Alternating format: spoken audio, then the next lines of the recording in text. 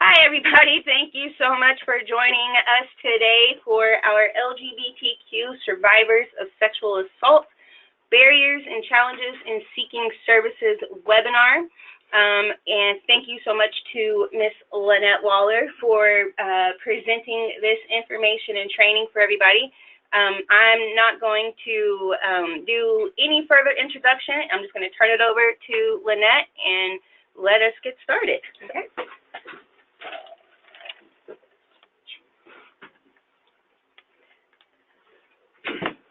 I'm excited to be here with everyone today.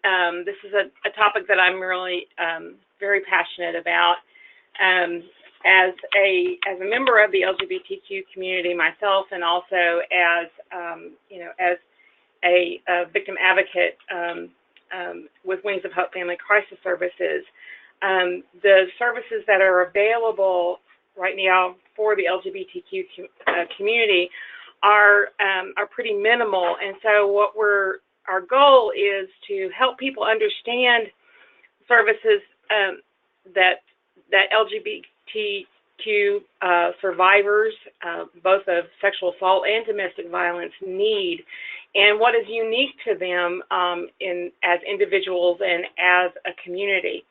So we're going to go ahead and get started. You need to switch it back. Oh, yeah, just click that one. Okay.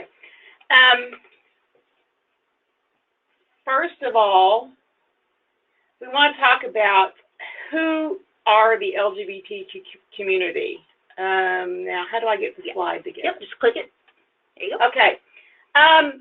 When we're talking about the LGBTQ community, a lot of people are confused, especially about the Q. Okay. We come together as a whole community, even though not all of us are exactly the same. We talk about somebody being gay. Usually when we're talking about gay persons, we're talking specifically of male homosexuals and male men who love other men. But you use the term gay kind of as an overall term as well. So as a woman who is married to a woman, I will often say that I'm part of the gay community, or I'm gay. But that's kind of it can be an overall term, or it can be very specific to just men as well. To say I'm lesbian is very specific to just women who are in love or prefer other women. To say I'm bisexual is exactly what it says. You can prefer either gender. To say that you are transgender means that you may look and have the, quote, physical parts of one gender, but you identify as another gender, okay? So the transgender community is also a part of the LGBTQ community. They be transgender too. You can also be either heterosexual or prefer same-sex relationships, which is kind of confusing to people. So a male to female, somebody who is transitioning to female might prefer other women. That doesn't make them heterosexual, it makes them lesbian. And a female to male who prefers women doesn't make them lesbian, it makes them heterosexual. So that you have to understand that gender identity is completely different from sexual orientation. Okay, they're two different things. But the main thing that we want to stress is that we are like you. We're human beings, okay? First and foremost, we are human beings, and so we want to be recognized and treated as human beings first, okay? So the LGBTQ community is beginning to move away from labels as the queer community spectrum enlarges, okay? And that term, the term queer, you're going to hear that tossed around as kind of an overall term as well. But it can also mean, sometimes it can mean questioning, people who are maybe questioning their gender identity or their sexual orientation. But queer is another overall term that we use. I'm part of the queer community. Can mean a number of different things about your identity. But what we're trying to do is the queer community spectrum is enlarging and to where it's a ridiculous number of letters is getting added to it. So it's just easier to say LGBTQ. But what we're trying to do is we're trying to move away from this idea of labels. And our ultimate goal is to be able to identify in terms of humanity rather than by sexual preference, gender, race, or any other limiting term. Intersectionality plays a large part in the experience of each individual, okay? And I'm sure that probably you've heard that term intersectionality or that word tossed around. You may or may not know what it means, so I'm going to give you a definition of it. The intersectionality is the interconnected nature of social categorization such as race, class, and gender as they apply to a given individual or group, regarded as creating overlapping and interdependent systems of discrimination or disadvantage. Okay? So there are different, with each individual human being, there are different layers. And there are a lot of layers to each onion, okay, to this onion that we call a human being. And so our gender identity, our sexual orientation are, in many cases, a very small part of our identity. It is not our entire identity. And often the non-queer community wants to identify us through that first. And that, in a sense, what we take offense at that, because as heterosexuals are usually identified first as human beings. But with the LGBTQ community, we are often identified simply by our gender identity or our sexual orientation. And so that we're trying to get away from that. Okay, so this webinar is actually from the perspective of LGBTQ victims of sexual assault. This can be applied to any LGBTQ person. They don't have to be a victim of sexual assault or domestic violence, but this is through the window of that. So what we're going to be discussing is not only the barriers that your average LGBTQ person experiences, but the barriers that a victim or survivor of sexual assault in the LGBTQ community can experience, okay? So sexual assault is not defined by the gender of the person offending or the victim. Anyone is capable of assaulting a person of any gender. The vast majority of perpetrators that commit assaults continue to be males. Sometimes it is difficult for a lesbian to discern if her assault was motivated by anti-lesbian violence or simply because she is a woman. So we're finding that sexual assault is really high among the LGBTQ community, and a lot of that is motivated through hate crime. And it's hard sometimes to discern, or especially with women, whether those crimes are motivated by hate or if they are, they can be just categorized as sexual assault on women, on a woman. It can happen to anyone regardless of their race, class, age, gender, appearance, or sexual orientation.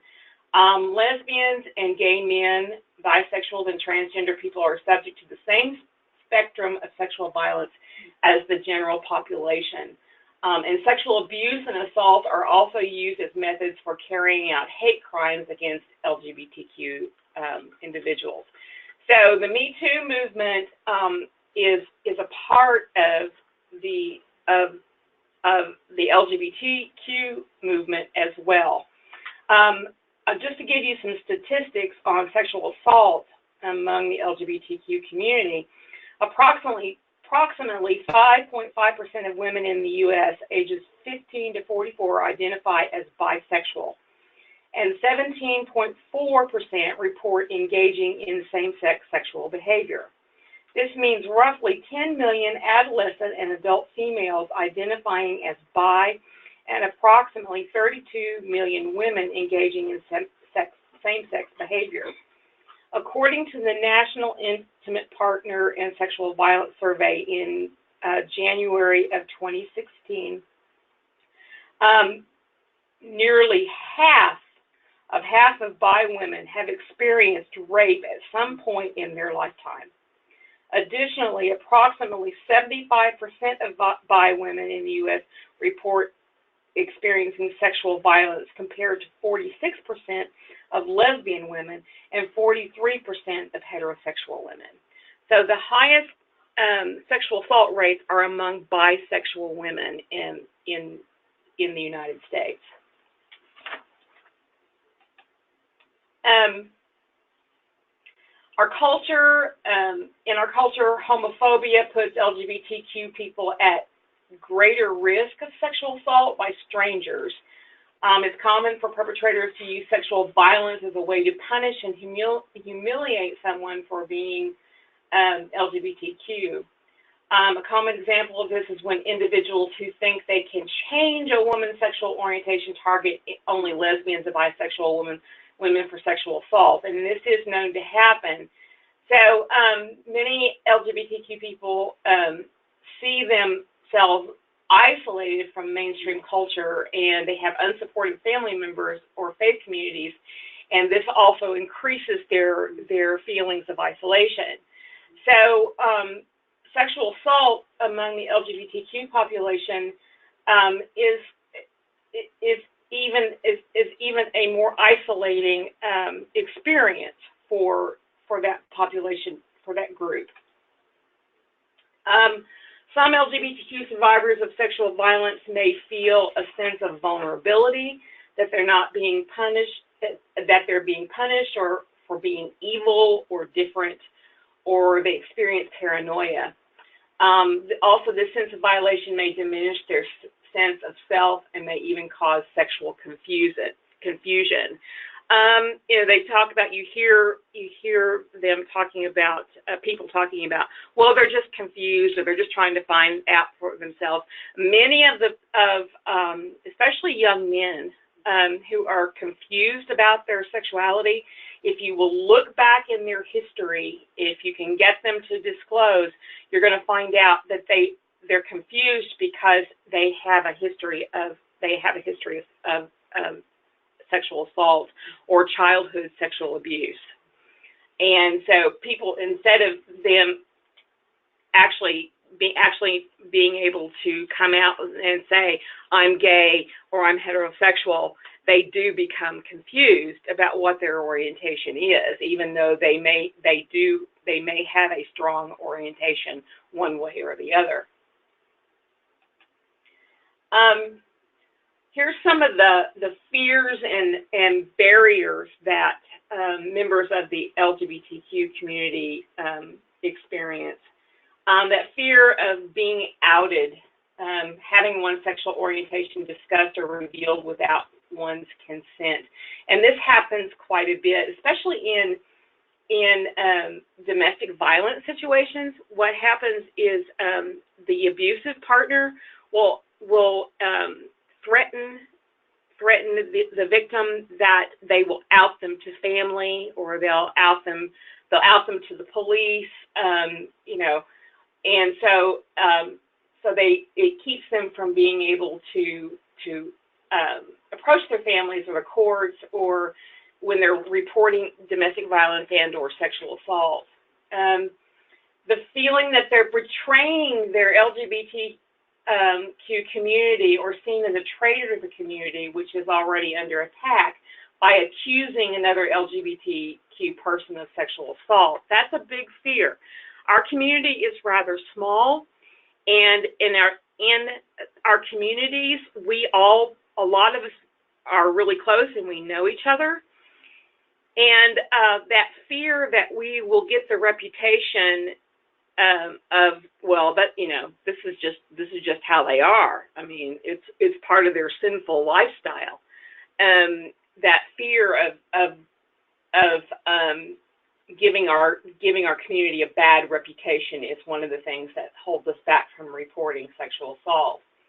The fear of exposure to insensitive or homophobic responses from criminal justice and social support systems. They don't know. Often they don't know what they're going to run into when they report to law enforcement, or they go through the criminal justice system, or they go to the domestic violence center, which especially, you know, domestic violence centers primarily is still centering primarily on heterosexual women and male and female violence. And so they don't really know if they're safe in that environment. Not being taken seriously or having their experience minimized is another fear. I know this is one of the things that women fear. Well, especially gay men experience this fear as well, because of the myth, first of all, that men don't get raped, or men don't experience sexual violence. As an advocate, this is one of the barriers I run into with the courts. I often find that my male victims don't get their EPOs granted because of it's this perceived myth that men are not victims. And men can't be victims, and so this happens to gay men a lot. Is that part of legislation? Is that part of DV legislation or statutes for law enforcement? Not really. I mean, it's not really built into it's not built specifically, and especially in Oklahoma, we don't have any really non-discrimination laws, and so. You know, if somebody has, if a judge or a law enforcement officer, or even a domestic violence worker or advocate has a built-in prejudice against this community, they're going to find ways. I mean, it may not be really overt, but it can be really covert. Right. And it may not even be something that they realize and we'll talk about this later on, you know, how to identify those internal biases that you don't know that you have. But a lot of times they don't even realize that they're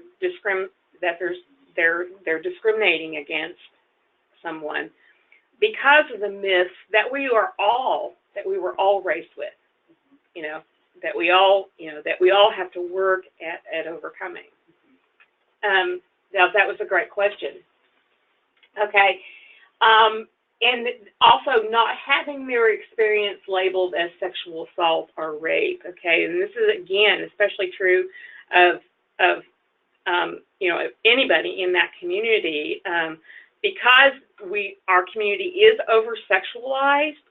They think that everything that we do, our lives, everything centers around sex, and promiscuity, and so it's like, well, you know, if this happened to you, you were asking for it because of the kind of life that you lead. So these are some of the things that we fear. Here's some more fears.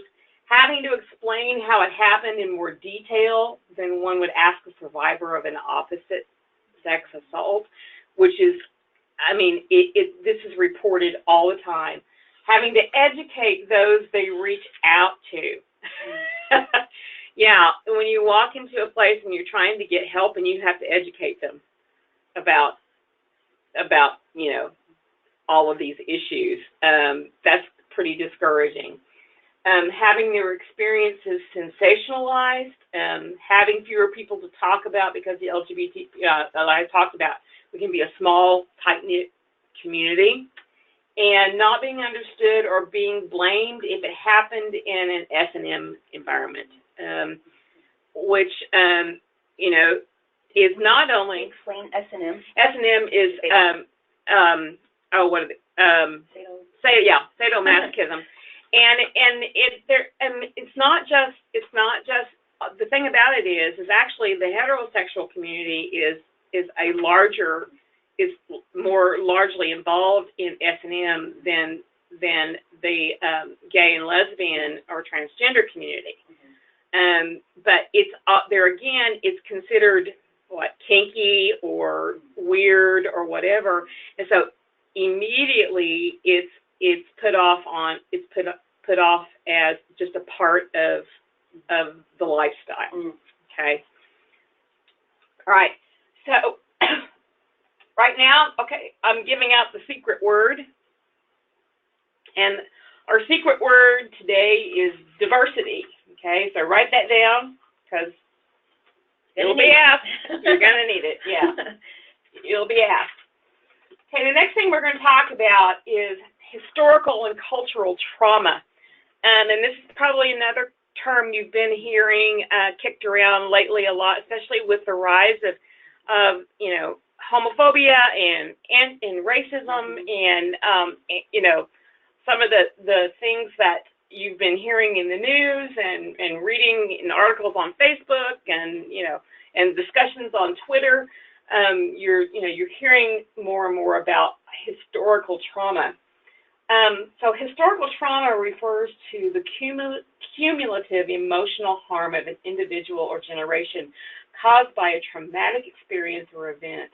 Historical trauma can be exhibited in substance abuse, suicidal thoughts, depression, anxiety, low self-esteem, anger, violence, and difficulty recognizing and expressing emotions. The picture that I have up here is the flowers and things that were left after the Pulse shooting. And Pulse was a nightclub in Orlando, Florida. And this happened, many of you probably remember this, happened on June 12th, 2016. Now considered the largest mass shooting against the LGBTQ community. 50 people died. Most were Hispanic and LGBTQ. And the reason they were Hispanic was because that night they happened to be having a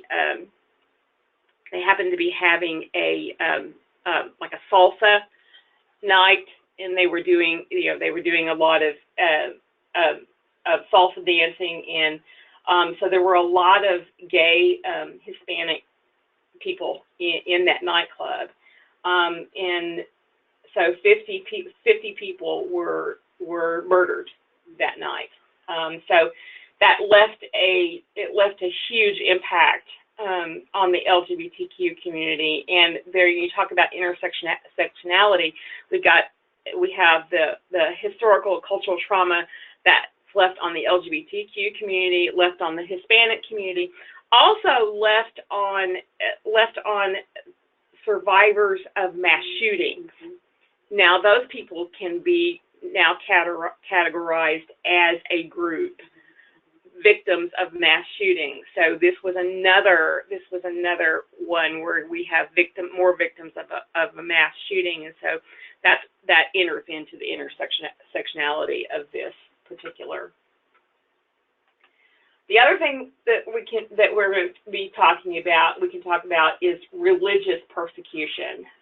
Historically, against the LGBTQ community, religious persecution is probably up at the top, and and we can go back as far, and I remember as far back as Anita Bryant, and the things that were coming out during the 70s with her and throughout history. Religious freedom is a fundamental American value. However, as LGBTQ people gain greater equality under the law, we are seeing a troubling push to allow anyone, including businesses, to use their religious beliefs to discriminate. Nobody should be turned away from a business, refused service by government officials, or evicted from their home because of who they are. And so this is, what we're seeing now is we're seeing religious freedom laws. They're touted as religious freedom laws, but they're really just laws that are giving people the right to discriminate. Just like the laws we used to have, about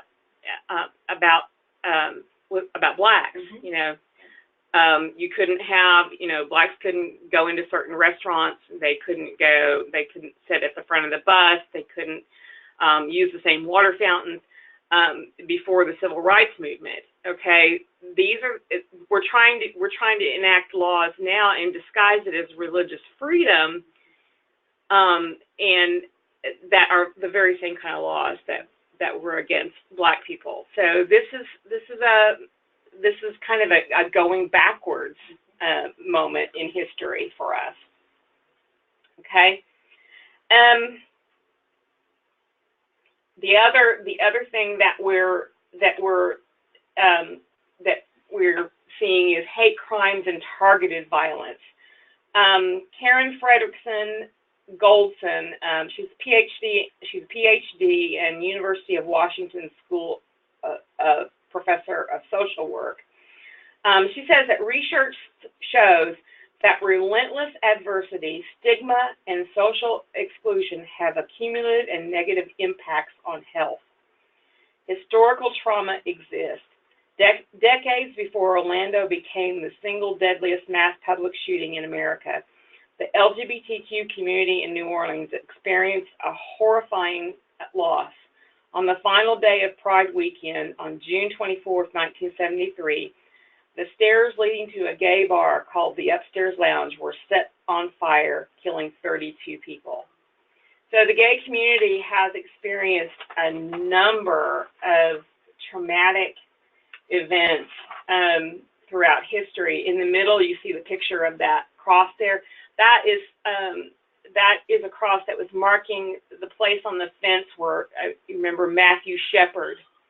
Matthew Shepard was tied to that fence and beaten and left for dead, and eventually did die tied to that fence. And that, I believe, that was in South Dakota, Wyoming, Laramie, Wyoming. Okay. So, and that was in the early 90s. So, I mean, it goes back since I was a kid to, and we're still experiencing these types of things today. The next thing we're going to be talking about is institutional discrimination. The majority of LGBTQ Americans say they have experienced some form of harassment or discrimination due to their sexual orientation or gender identity, according to a report by the Harvard T.H. Chan School of Public Health, the Robert Wood Johnson Foundation, and National Public Radio. The survey, a nationally representative sample of 489 lesbian, gay, bisexual, transgender, and queer adults, found that more than half of them experienced slurs, 57%, or offensive comments, 53%. Most of those surveyed also reported that they or an LGBTQ friend or family member has been threatened or harassed, 57%, sexually harassed, 51%, or has experienced violence, 51%, on the basis of their sexuality or gender identity. In addition to individual slights and aggressions, the report noted large portions of LGBTQ people confront institutional discrimination. At least 1 in 5 of those surveyed said they have been discriminated against in the process of applying for a job, 20%. Being paid equally or considered for a promotion, 22%, or buying or renting a home, 22%, the survey found. The terms of education among those in the LGBTQ community who applied for or attended college, 20% said they had experienced discrimination because of their gender identity or sexual orientation while applying or while at college. The discrimination extends to the political sphere as well. 1 in 10 LGBTQ people say they have been personally discriminated against because they are LGBTQ when trying to vote or participate in politics. Those surveyed also reported avoiding situations in which they may encounter discrimination. Roughly 1 in 6 LGBTQ people say they have avoided medical care, 18%, and calling police, 15%, even when in need, due to concern that they would be discriminated against because of their LGBTQ identity, the report states. And this was from November of 2017. So it is as recent as that. We have, this is lesbian, gay, and bisexual discrimination in medicine. 8% said that a doctor or other healthcare provider refused to see them because of their actual or perceived sexual orientation. 6% said that a doctor or other healthcare provider refused to give them health care related to their actual or perceived sexual orientation. 7% said that a doctor or other healthcare provider refused to recognize their family, including a child or a same-sex spouse or partner. I don't know if you heard about that couple. I can't remember now if it was like in Michigan or that it was a lesbian couple a couple of years ago, had a newborn baby, and they had already interviewed a pediatrician and had been accepted into this practice. And then when this pediatrician found out that they were a lesbian couple, she refused to take care of their child. And I think there's a lawsuit. I believe that there is a lawsuit continuing in that particular case. But that's just one example of the discrimination that LGBTQ people can experience in the medical field. 9% said that a doctor or other healthcare provider used harsh or abusive language when treating them. 7% said that they experienced unwanted physical contact from a doctor or other healthcare provider, such as fondling, sexual assault, or rape. And this is from the 2017 Center for American Progress survey. I can say for myself, fortunately, I have just come out of a little over 18 months of treatment for stage 3 breast cancer. And I got all of my treatment, all of it was done at Stillwater Medical Center. And my wife was very involved as my caretaker, and she was there for all of my chemo treatments and, took me to all my radiation treatments, and was there, when I had double mastectomy, and was in with my surgeon at all my appointments. And I do have to say, at least in Stillwater, at Stillwater Medical Center, we were treated with the utmost of respect, and she was treated, we have absolutely no complaints whatsoever. But I say that this is how it should be across the board, and unfortunately, our experience is very rare. We were just very, very fortunate to have the kind of healthcare system in place that we were treated with that kind of dignity and respect. And not all people, and people are kind of blown away when they find out in Oklahoma. I mean, there are places we've heard about in California, where you think is, more liberal, more open, but there are places in California where even they don't get that type of respect. So, yeah, out here in the middle of Oklahoma, yes, we were treated with great dignity and respect, and we were just wishing that everyone could be treated the same. Now I'm going to talk specifically about transgender discrimination in medicine. 29% said that a doctor or other healthcare provider refused to see them because of their actual or perceived gender identity. Now, medical treatment for the transgender person is a whole lot more complicated even than for the same-sex couple, gay or lesbian or bisexual. There's a whole lot more prejudice right now. The gay and lesbian and bisexual community, we have been making some really great strides in the last several years. This transgender community is still lagging behind us, and we are really having, to fight for our transgender brothers and sisters, because so much prejudice and so much misinformation and so much just outright propaganda is being flung against this community, and they're still being treated horribly. 12% said that a doctor or other healthcare provider refused to give them health care related gender transition. 23% said a doctor or other healthcare provider intentionally misgendered them or used the wrong name. In most states right now, they still cannot get their gender changed on their birth certificates. And so because they can't get it changed on their birth certificates, they can't get it changed on their driver's licenses. And you can imagine what it's like if they get stopped in traffic by the police and say you are a male to female, and you hand them the driver's license, and you look female and your picture looks female, but on your driver's license it says male. So this is one of the things that they're facing all the time. 29% said that they experienced unwanted physical contact from a doctor or other healthcare provider, such as fondling, sexual assault, or rape. Okay, and this came from the same CAP survey. So now the next thing is I'm going to play I'm going to show you a video. I hope it comes up here. Yeah, there we go. I'm going to show you a video. This is actually from Canada, but this is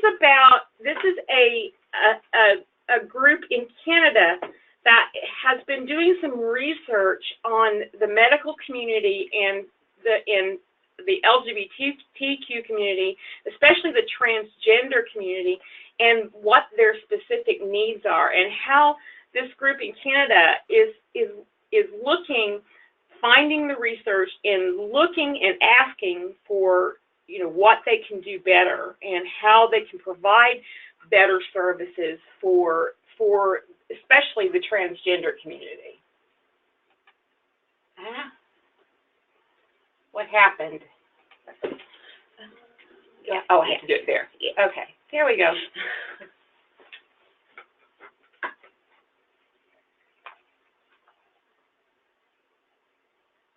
Is sound on?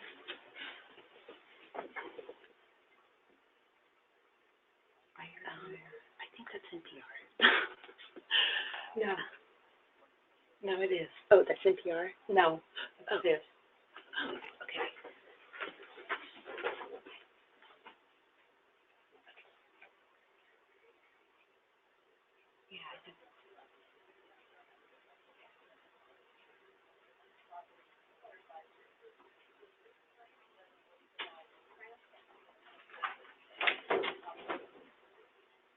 Kim's watching. I think she can hear it. She can't.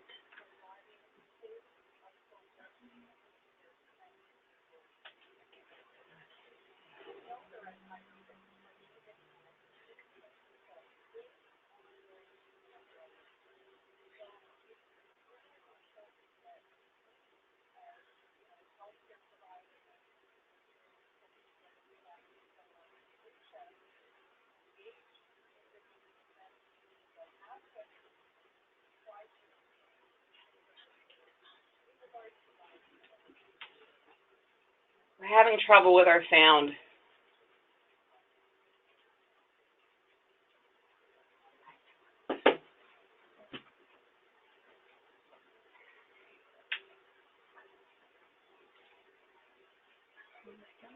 Get it down without minimizing.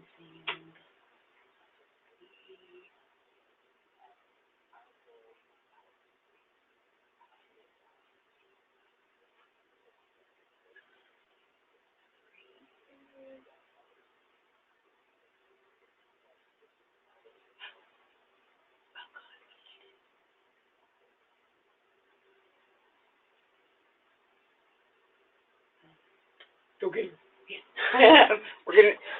We're getting help.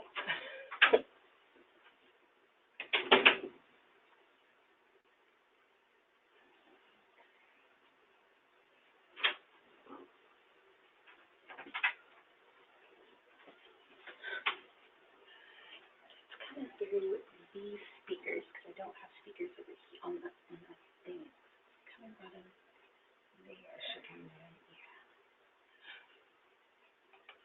Go to the home button. And let's try the sound right here.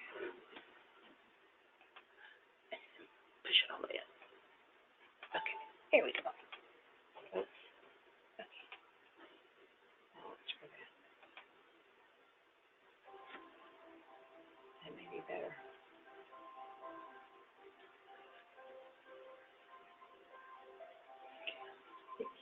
About 50% of trans people experience sexualized violence. Many trans people have had negative experiences in the healthcare setting. One study in Ontario, the Trans Pulse study, found, for instance, that 22% of trans Ontarians would avoid going to the emergency department, even when they were in crisis, due to fears of how they would be treated.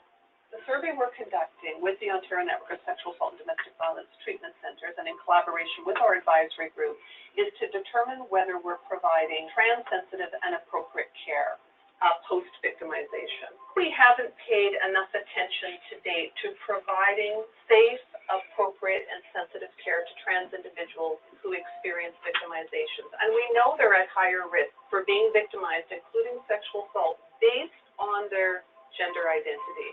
So it's really important that we, as healthcare providers, researchers, social service providers, et cetera, reach out, engage individuals in the trans community that have the expertise to try to improve service delivery in regards to violence but other healthcare-related issues as well. Overall,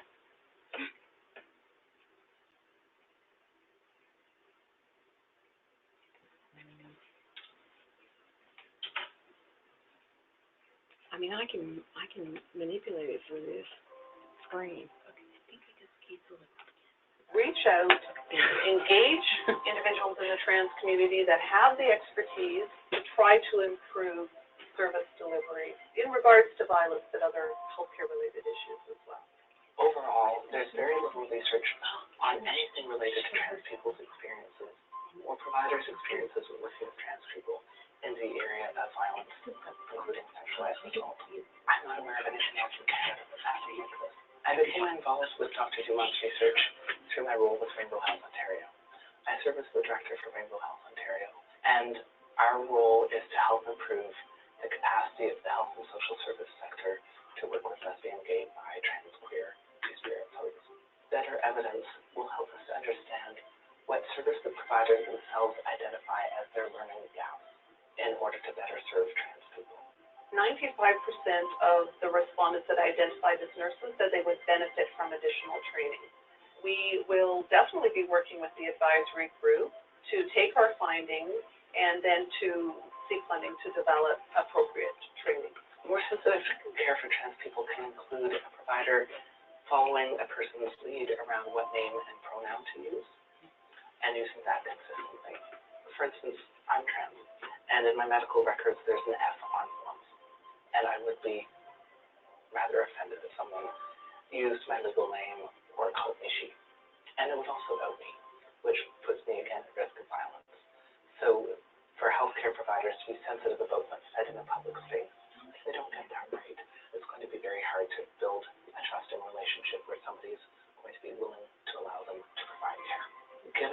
extremely high rates as trans people experience sexualized violence, I can only think about what difference that might make to people's mental and emotional health, their quality of life, their friendship network, and that's just the beginning. So, like I said, that was from Canada, and you can see that the Canadians are not really that much further ahead of us. Maybe a little bit further ahead, but not that much. And so they're finding the same issues that we're finding, but at least they're now starting to look. They're starting to look for answers, and this is the reason that we're doing this today, is because we want to encourage our domestic violence, sexual assault advocates and agencies to start becoming more educated about this issue, so that we can be more open and accepting and engaging with members of the LGBTQ community, especially the transsexual community, which is really misunderstood and discriminated against in every area. So it's really important that this topic is discussed. So now we're going to move on to discrimination in the criminal justice system. One of the things that we're finding is that there is a disproportionate amount of discrimination especially among transgender individuals. One of the things that it's harder for a transgender person to stay in the closet than it is for somebody who is LGBTQ. So although those of us who are what we call cisgender, we look like the gender that we identify with. We may have other areas of discrimination, but we don't have to fight the discrimination of not looking like the gender that we identify as, or not having the right, quote, body parts that go along with our gender. And people think, general population still think that's kinky and weird. And they not only have to fight the medical community, but they also have to fight the criminal justice criminal justice system. Over a fifth, or 22% of the National Transgender Discrimination Survey respondents who had interacted with police experienced harassment. Okay, this was conducted in 2015. Health and Human Services Needs Assessment conducted in New York State found that 1 in 5 transgender respondents, 21%, had been unfairly arrested, harassed, or physically harmed, with higher rates for transgender people of color, which was 31%. Similarly, many transgender people face bias and discrimination in court from judges or their own publicly appointed defense counsel, and have their gender identity brought up against them in the courtroom.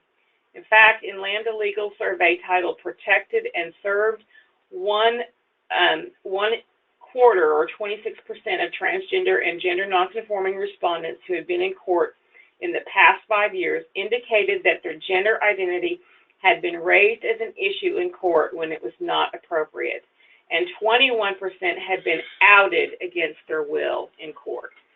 So this is a huge problem that the transgender community experiences.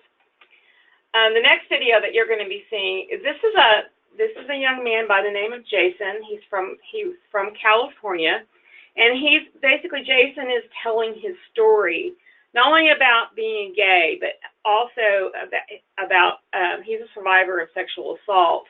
And so there's some things I want you to listen for in Jason's story, and I want you to listen for the barriers that Jason faced. All the things that we talked about, start listening for some of the buzzwords, some of the things that we've talked about, and the barriers that Jason faced in after his sexual assault.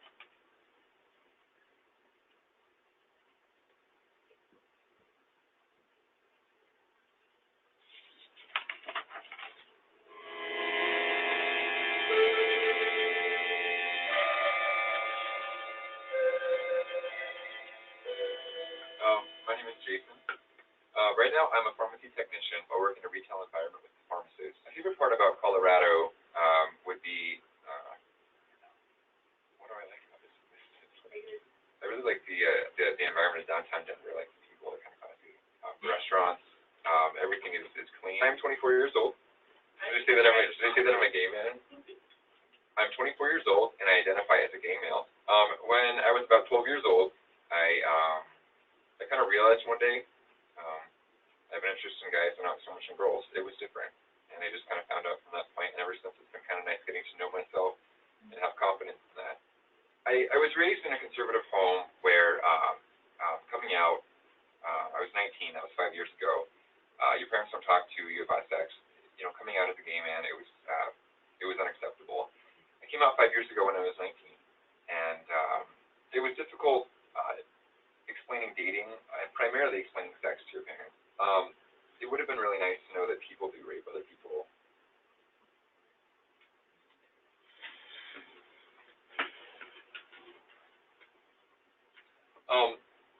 Physical and sexual abuse is when another person is in your personal space and it causes physical or emotional damage. Violence in general kind of leaves a sense of trauma, and it makes it hard to relax sometimes. I mean, people when they drug your drink, it's not you can't tell. You know, it's any other drink, and you just don't know. I was visiting a friend in Los Angeles. The city is fun. We were in the West Hollywood bars. It was great. It was an awesome time. I was there for a week. And there was one night when I just was talking to some guy. I didn't know him, and I went over to his house, and we were gonna have a drink or so, and I was gonna go home. In the middle of a sentence, I just fell asleep. If this isn't too personal, I woke up 2 different times to being raped by this guy. The next morning, I just thought I was drunk. I didn't believe it, and for some strange reason, I was confused enough that I asked this guy, you know, if we could go to breakfast together. We texted for months afterward, and I didn't realize it happened.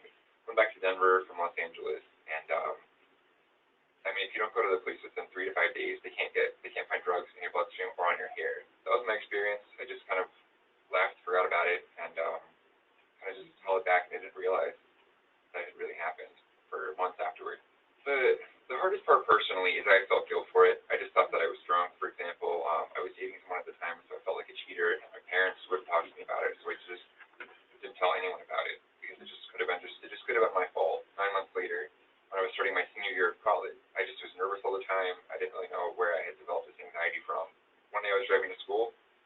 It was in the back of my head, and then I just saw it. I realized in my car, I know where I was at. I know who I texted first. I know exactly what streets I drove on for half an hour just crying because I didn't realize how someone could be that cruel to me and how they could violate someone that they don't know. The first person that I told about this was a very close friend of mine. She was a lot like me, very sweet, like kind of naive, but just a happy person. You know, like nothing has gone wrong in her life. It's just kind of you look forward to things. First thing that she said was she's been raped too, and it really threw me off because I mean it happens. I think you know it just really depends, but it's a lot of people. It's too many. I texted my mother afterward. I wasn't going to call her because I was too ashamed, and the first thing she said was, "You're overreacting." And to this day, a relationship will never be the same. I don't think it's ever going to grow from that because you don't tell it to your kid. One of the major issues that people face is victim blaming. People just want to know how it happened or where it happened or maybe what they can do to wear different clothes, for example. It's just people are trying to be supportive half of the time and they don't know how to phrase it.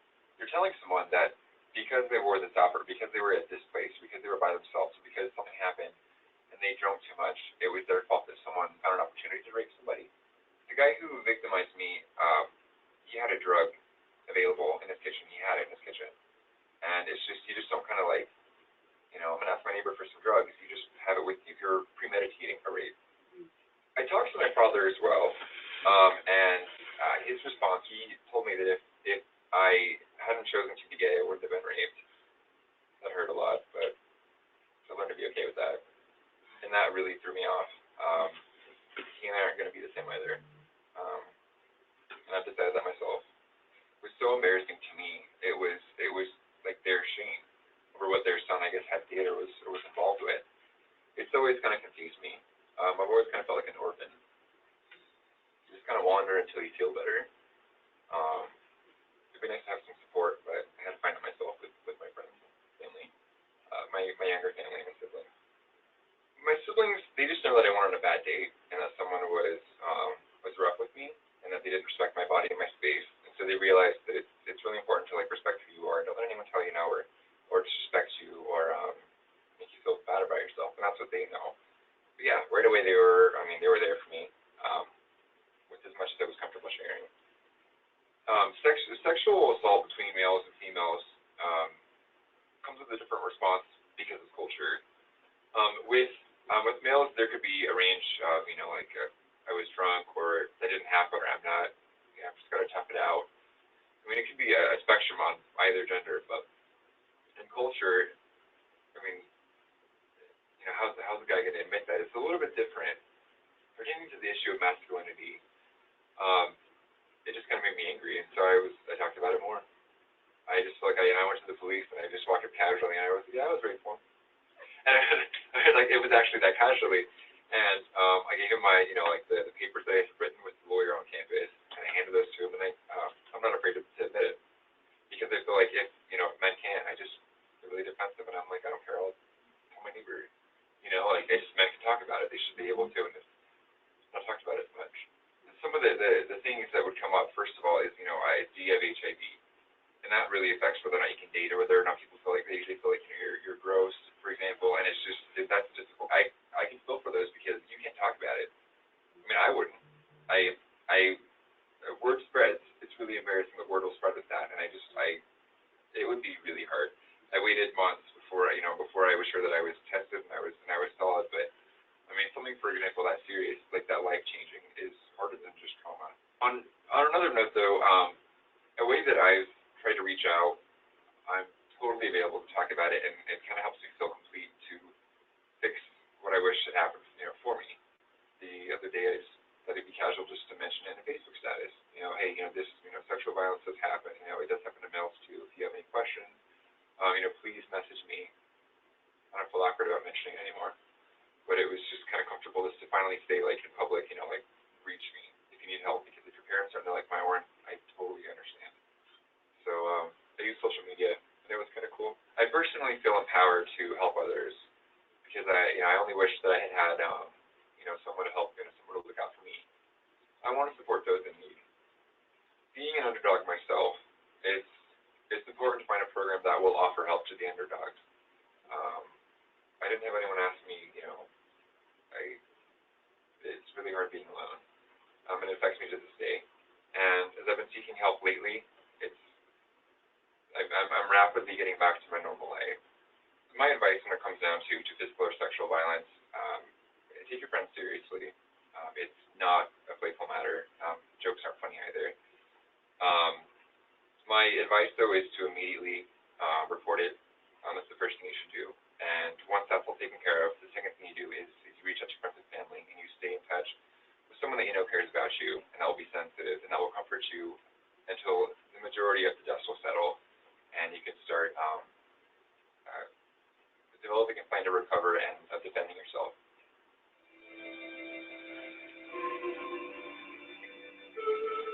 Okay. If you listen really closely to what he was saying, most of what he was saying about his experience with sexual assault is what you hear everybody say, their experience with sexual assault. So it's not different. It's not different for males than females. We experience the trauma in very much the same way. The difficulty is where he ran into barriers was, he had the self-blame. Female blame themselves too. He had the victim blaming. Females get blamed, well, you got drunk, he got drunk. Went to somebody's house that he didn't know, that kind of thing. And he even talked about wearing the wrong clothes. I mean, that happens to guys too. But barriers that he faced that a lot of times that women don't face is the gender discrimination. He was discriminated against because of that old myth that men don't get raped, and if you do, men aren't victims. And that's part of the whole patriarchy thing that, men have to be, we're strong, and women are the victims, and we're better than that, and it's not true. It's not true. So that's one of the barriers that he faced. Also discrimination because of his sexual orientation. And he lost his support group because he had to come out to his family when at the same time he was telling them that he was sexually assaulted. And so he lost the support of his family. So he had to go looking for his support group elsewhere. And as advocates, we all know that it requires a victim to have a strong support group for them to do well in recovery. If they don't have that strong support group, they're not going to do as well, and they might not ever recover. So to not have your family needs to be should be your strongest support group. He didn't have that. And so and much of it was because he had to come out as gay to his family at the same time. Then of course the shame, which, sexual assault victims of all genders and all sexual orientations feel that same shame.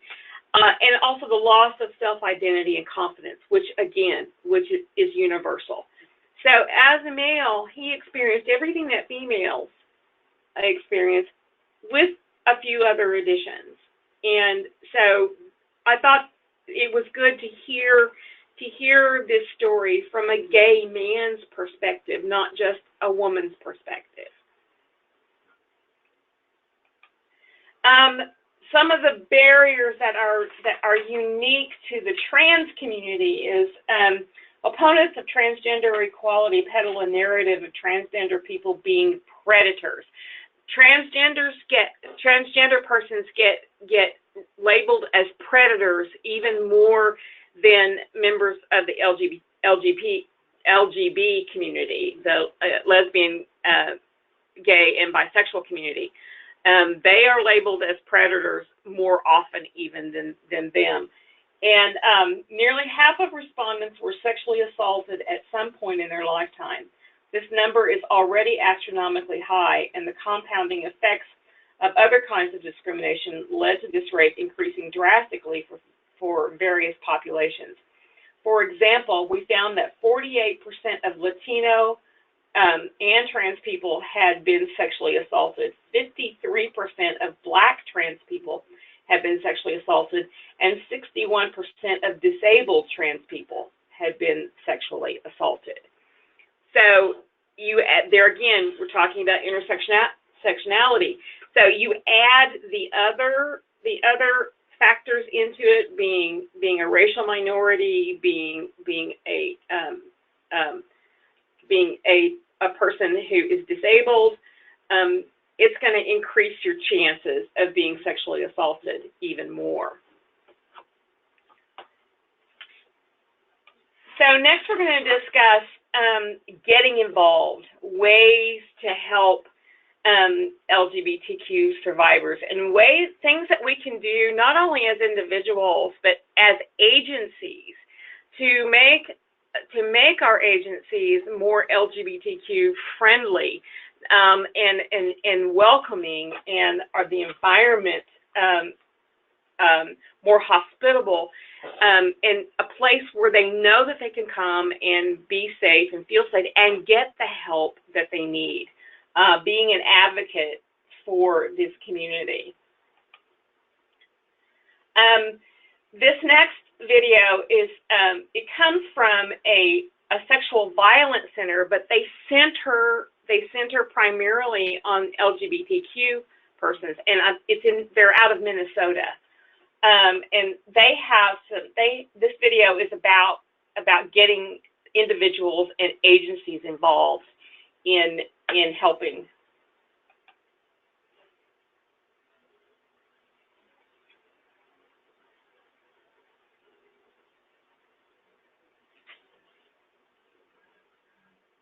Like, as soon as you say things on transgender sexual violence, you said something that isn't being said. The story hasn't been told. The same-sex and transgender sexual assault isn't even being discussed within queer and transgender communities. Yes, gay people are in violent relationships, just like heterosexual people. For some people, that really blows their mind. We have so much work to do. We need to get past that so we can get to that work. And it would be really helpful if our heterosexual allies could help in that.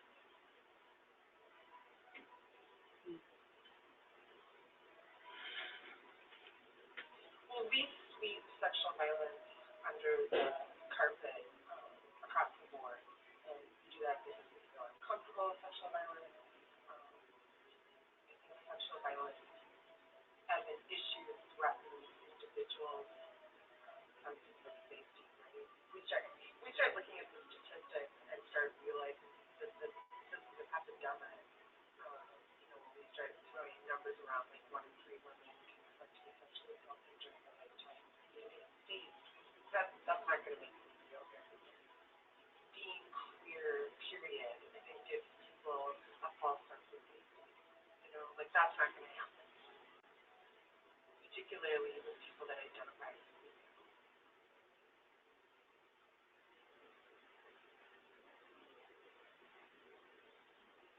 Queer people are so sexualized.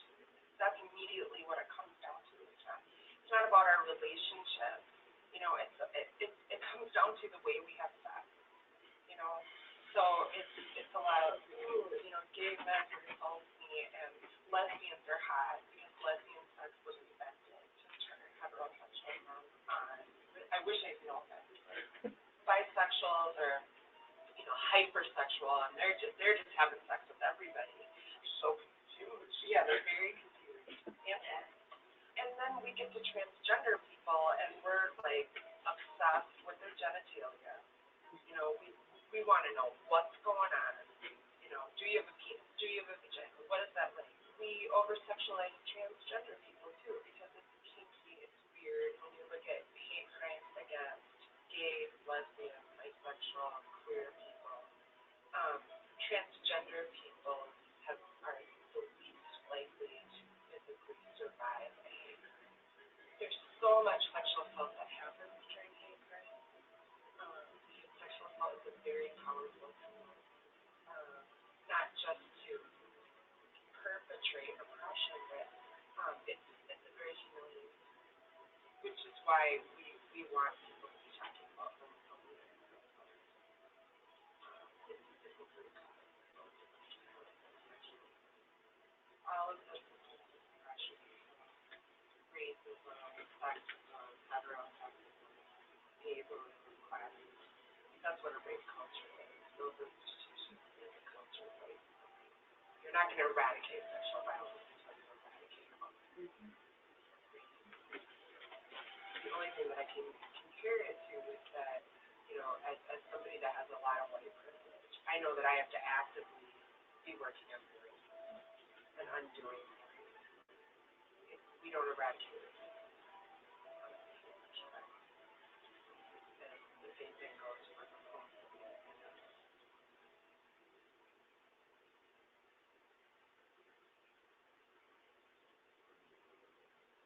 It's kind of like the, Queer Nation thing, we're here, we're queer, get used to it, and then it turned into, we're here, we're queer, get over it. But I think that is true about same-sex and transgender sexual identity. There are queer and transgender survivors. know what, they really challenge, I think, a lot of our stereotypes. Can we finally admit that women are violent? And male doesn't always equal female doesn't always really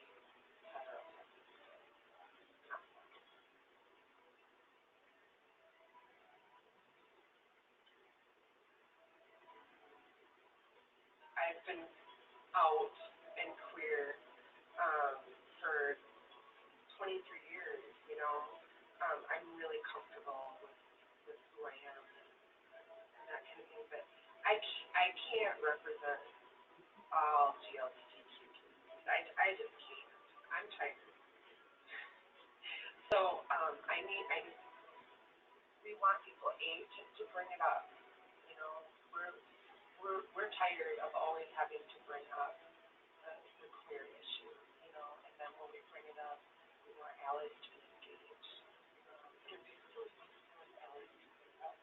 Yes, you know what I mean? And bring it up before we bring it up. Sometimes that's perceived better. Heterosexual person and a queer identity.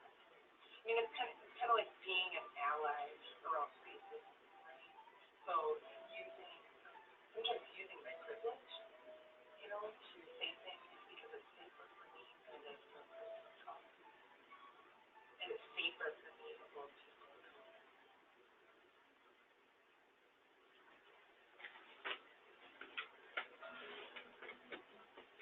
Well, one thing that Jude and I have been talking about, and she brings this up a lot lately, is being an accountable bystander. Just really getting involved when you see things in action, when you see the homophobia, when you see the heterosexism going down, that you say something, that you feel confident to say something. And we're really making a call out to people saying, again, we don't want all queer people doing queer work. If you don't feel confident doing it, give us a call, and we'll help you get the tools so you do feel confident, and then you can start teaching your peers so that our allies grow and expand, and be a great bystander, get involved.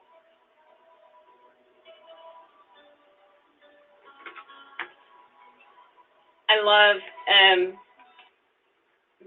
the points that they raise in this about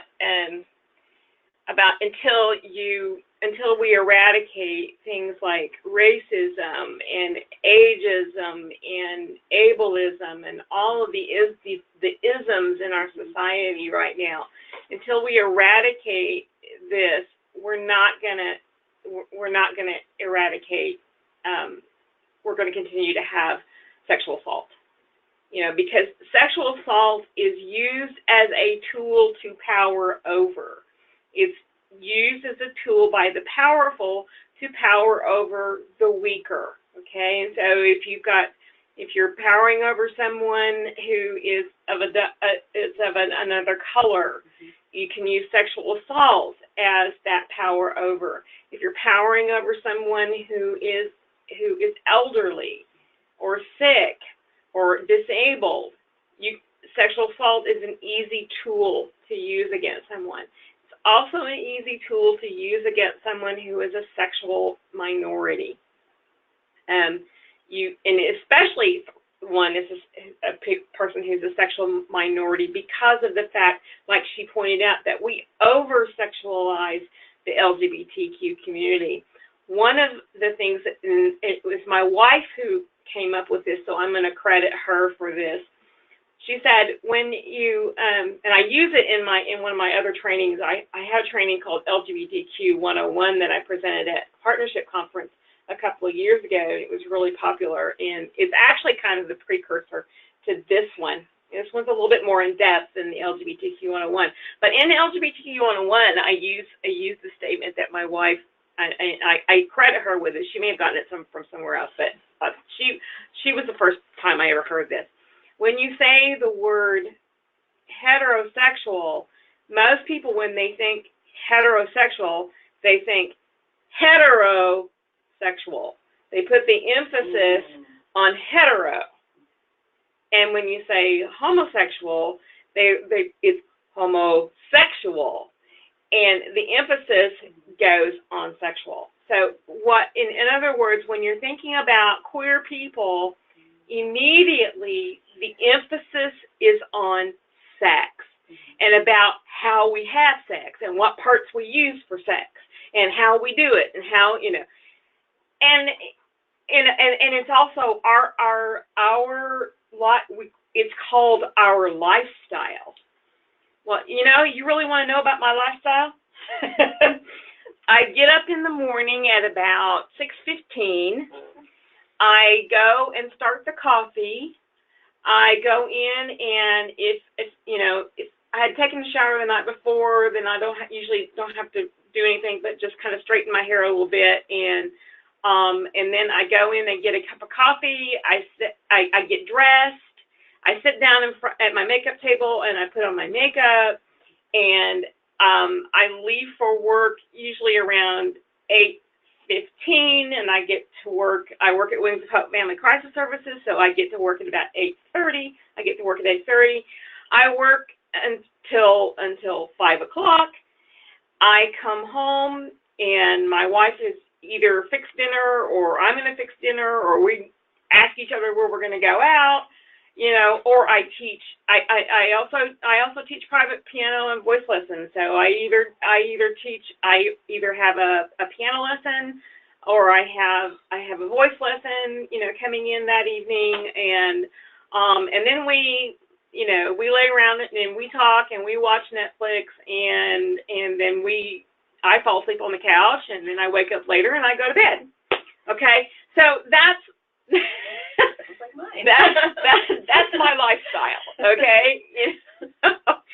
My relationship with my wife has absolutely nothing to do with my lifestyle. And so that idea of, that we're all about sex and everything we do is about sex is a total myth, and it's a propagandized myth. And it's used against the LGBTQ community. The men don't get raped. Like she said, can we finally admit that women are violent or can be violent? One of the big things that I found out in doing the research, especially with the LGBTQ community and law enforcement, a lot of the reasons, or a lot of times when a lesbian couple will call in domestic violence, what happens is law enforcement will come in and they will automatically assume that the more masculine female, or the larger female, is the perpetrator, and the smaller, less masculine partner is the victim, which a good deal of the time is not true. Is just the opposite. So there you have, that it still permeates, that men aren't victims, permeates even into same-sex female relationships. And also then the gay men and transgender persons are sexual predators. That's another big stereotype or myth that we have got to change. Actually, the largest percentage of sexual predators are heterosexual men, heterosexual white men, and so that is the largest. That's the largest percentage of sexual predators, and it doesn't matter. It doesn't matter whether they're predatory towards boys or girls. It's not about the gender. It's about the age, and it's usually they're pedophiles, and pedophiles are usually heterosexual, even though they go after little boys. Okay, so it has nothing to do with being gay or transsexual. And then the myth that queer persons are exempt from sexual violence, because again, a lot of it is that, again, it's wrapped up in the males are not victims thing, and so another male is not going to attack another man. or that females can't be perpetrators, and so then another female is not going to attack another female, and if it does happen, then it's the more masculine of the two females who is always the perpetrator. So these are and then the misconception among queer women that we're exempt, that we're safe, which statistics show, especially if you're bisexual, that is absolutely not true. Bisexual women and bisexual Black women are the highest, have the highest statistics of sexual assault. So none of these stereotypes or misconceptions are true. Also, she pointed out that there's help needed from straight allies, and so there are ways that straight allies can help us. Number one, she talked about you be the one to bring it up. You bring it up. We're tired. We're tired of bringing it up, and we have other issues that we have to deal with right now. Right now, for me, I am dealing with the aftermath of cancer treatment, and dealing with what chemo treatments did to my body, and maybe permanently, and what it did to my energy levels, and I still have chemo brain, and that's part of the reason I've stumbled with my words sometimes during this, because I still fight those things. So I have other things in my life that I need to deal with. I need help. I can't have my fist in the air all the time. I'm also an advocate for victims of domestic violence and sexual assault. I deal with victims on a daily basis. And so getting out there and fighting for another cause is, I just don't have it in me to get out there and fight for another cause. So, and then it also makes makes a bigger impact if somebody who is straight says, "Hey, we're not being fair. We're not being fair to these people. Be engaged. Pay attention when the pride parade is going on in Tulsa or Oklahoma City, or I think Stillwater is getting ready to do a pride parade this year. Edmond just had their first one in October. Yeah, Edmond just had their first one. Norman's had one. I think Stillwater is getting ready to do one. So their pride parades now are popping up all over the state of Oklahoma. Go. Get involved. Get your agency involved. Get your agency involved in the Pride Parade. Don't be afraid to come out in your community as an agency, as supporting LGBTQ individuals. Use your privilege as a straight person. Use your privilege. I'm white. I actively use my white privilege to speak out against racism. I use it because I hate racism, and so I actively speak out as a white person, and my voice, because of my privilege, carries more weight, and it's safer for me to speak out. Stay informed. Listen. We have, when our state legislature opens up every year, we get flooded. You would not believe we get flooded with anti-LGBTQ legislation. And we have a group, an advocacy group in Oklahoma called Freedom Oklahoma, and they work night and day. During the legislative season in Oklahoma, they work night and day.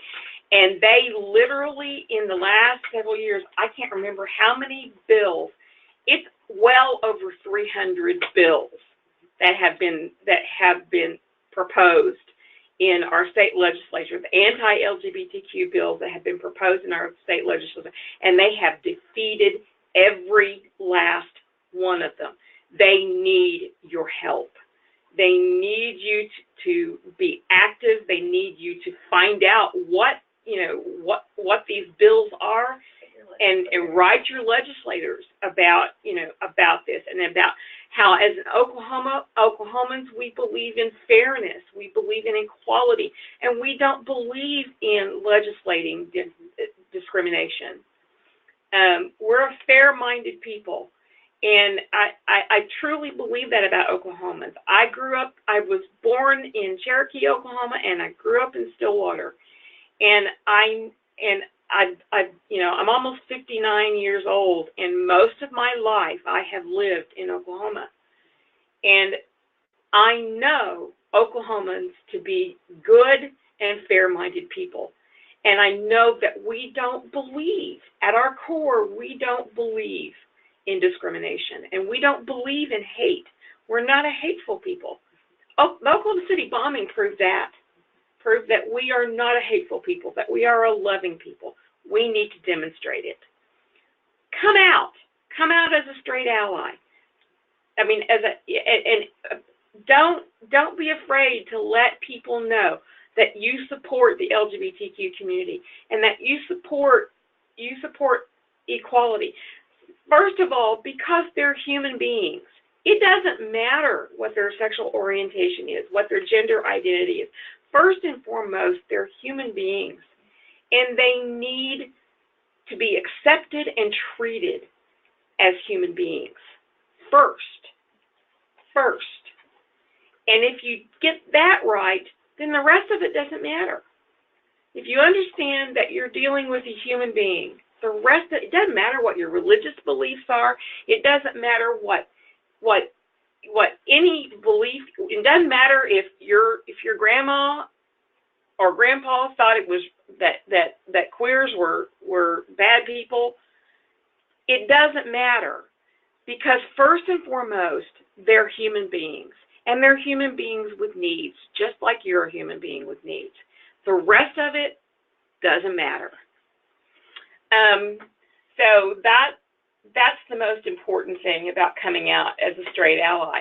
There's a spectrum, what we call a straight ally spectrum, and realize that it's a step-by-step process. Just like coming out as gay, lesbian, or bisexual or transgender, as coming out as a queer person, there's a process to that. I mean, I know I went through a process. I didn't actually come out till I was nearly 40 years old, and it was kind of easier for me to hide because I am bisexual, and I was married to a man for 18 years and had 3 children with him. So it wasn't so hard for me to hide, but I got to a place where, for me, myself, it was impossible. And then I fell in love with a woman, and I couldn't deny that. I couldn't deny that anymore. I couldn't deny who I was. So, but it was still a step-by-step process. So it is the same for allies. It's a step-by-step process. And so you have to follow that process. And anywhere you are in that process, it's okay. Okay? But don't go backwards. Just keep moving forward. Keep moving forward until you can say, hey, I'm a super ally. I'm in there with you. I'll go out to pride parades and I will wave that flag with you. And it doesn't matter if they think I'm queer or not. I don't care if they think I'm queer. I'll get out there at that pride parade and I'll wave that flag with you. Or I will go with you to the sexual assault domestic violence center and be there to support you when you're reporting and when you're talking to an advocate about your sexual assault.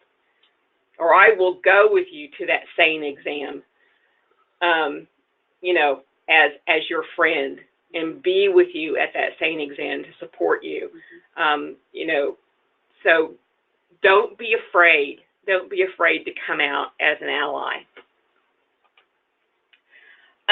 Ways to get involved: be an accountable bystander. Just like we're bystanders for sexual assault, domestic violence. You've heard about being a bystander in those situations. You can be a bystander this as well. Don't tolerate homophobic jokes. Don't tolerate hate speech against the LGBTQ community. Advocate for change in your agency's policies. That is so important. Work to eliminate heteronormative language in forms and documents. One of the most frustrating things I'm finding I deal with as an advocate is that danger assessment. You know, it is not only is it heteronormative, but it's not gender neutral. It's, you know, it's male on female, and so we really don't have anything that's been approved to use with the LGBTQ community or to use for female on male violence, et cetera, et cetera. And so that's something we need to work on, something that we need to work on as agencies, but we also need to work on as a coalition, you know, about finding the heteronormative language and gender normative language in our documents and in our assessments and those types of things, and rooting out these stereotypes. Use appropriate gender pronouns, okay? If somebody says, I might look male to you or sound male to you, but I identify as female, call them she. Use she. Use the name that they have chosen. You know, and if you don't know, if you question, ask. It never is offensive to ask. Look for inconsistencies and prejudice in agencies or your company's policy standards. Sometimes your policies and standards can be really on in one place, and in another place they're really not good. Okay, so go through and look for those inconsistencies, and advocate for changes in laws that discriminate against the LGBTQ community. Okay.